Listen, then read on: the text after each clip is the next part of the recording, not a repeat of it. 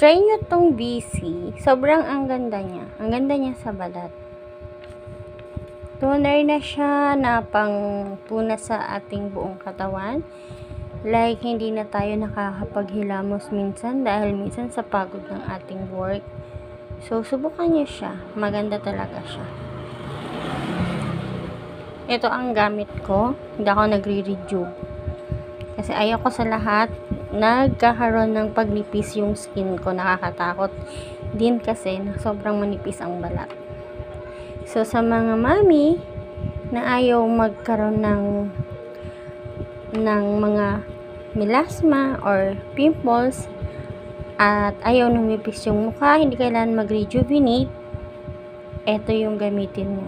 Effective. At marami na akong client na ito yung ginagamit nila. So, try nyo siya. Pwede nyo akong kontakin pag gusto nyo mag-order. Bye!